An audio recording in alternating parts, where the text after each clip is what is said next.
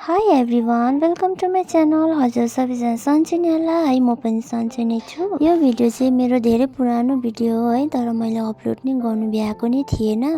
अब time manage गर्नु कति धेरै साह्रो पर्छ है। म चाहिँ क्यान्टिन जाँदाखेरि अब फर्केर बेलुका एडिट गर्छु नि त। अनि बेलुका चाहिँ के हुन्छ भन्दाखेरि अब काम गरेर दिउँसोभरि काम गरेर थाकेर चाहिँ है बेलुका चाहिँ फोनै हेर्नु मन पर्दैन, अन्त त्यतिकै सुती पठाइहाल्दो रहेछ होइन।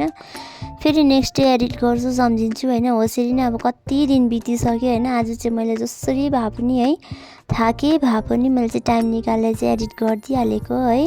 यो भिडियो चाहिँ हामी अर्किडियम गएको भिडियो हो है। यो चाहिँ बहिनीहरूको चाहिँ विन्टर भ्याकेसन सक्न लागेको थियो नि त। त्यसै कारणले गर्दाखेरि चाहिँ नानीहरूलाई घुमाउनु लाँदै आफू पनि घुम्दै है। अब नयाँ नयाँ जग्गा प्लेस भिजिट गर्नु कसलाई मन पर्दैन होइन।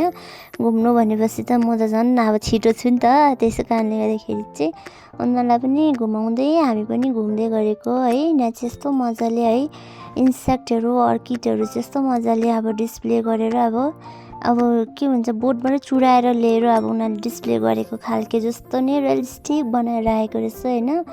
अब मैले जति सक्दो चाहिँ मैले क्याप्चर गर्ने ट्राई गरेँ है। यस्तो मजाको थियो होइन, यस्तो दामी होइन। अब तपाईँहरूले फोटोमा मात्रै हेर्दाखेरि यस्तो दामी देख्दैन, तर अब जब तपाईँहरू त्यही जग्गामा पुगेर हेर्नुहुन्छ नि, वाउ भन्ने हुन्छ नि त। के हो फिलै त्यस्तो हुन्छ होइन। यस्तो मजाले अब यसो अब डेको गरेर डिस्प्ले गरेर आएको रहेछ होइन। अब यो मात्रै होइन, जग्गा चाहिँ ठुलो रहेछ होइन। तपाईँहरूले देखाउँछु म है बिस्तारै बिस्तारै। मेरो भिडियोलाई अन्तिमसम्म हेर्नु होला है। यसरी नै अन्त अझै भित्रपट्टि पनि जग्गा रहेछ होइन। म चाहिँ यता जति सक्दो चाहिँ मैले तपाईँहरूलाई देखाउने ट्राई गरेको छु है। मेरो भिडियोमा है क्याप्चर गर्ने ट्राई गरेको छु। अझै यहाँदेखि भित्र पनि अझै रहेछ होइन। यता अब मलाई चाहिँ थाहा थिएन अझै भित्रपट्टि पनि रुम रहेछ नि त है। मलाई चाहिँ बहिनीहरूको पछाडि जाँदै थिएँ नि त। लास्टमा चाहिँ म चाहिँ भिडियो गर्ने चक्करमा चाहिँ एक्लै परेछु होइन।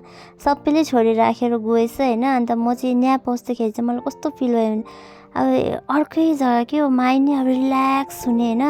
अब जसले अब माइन्डली डिस्ट्र्याक्ट छ भने होइन, माइन्ड अब स्ट्रेस छ भने, अब कसैलाई कामको स्ट्रेस है, कसैलाई अब फ्यामिली स्ट्रेस छ भने चाहिँ यहाँ आउनु सक्नुहुन्छ है। पुरा रिल्याक्स फिल हुन्छ तपाईँलाई है। म चाहिँ त्यति नै भन्छु होइन। मलाई पनि त्यस्तो नै भयो है। हजुरहरू पनि घुम्न आउनु होला है। त्यति नै भन्दै आजको लागि चाहिँ यति नै guys. See you next blog. Bye bye, take care.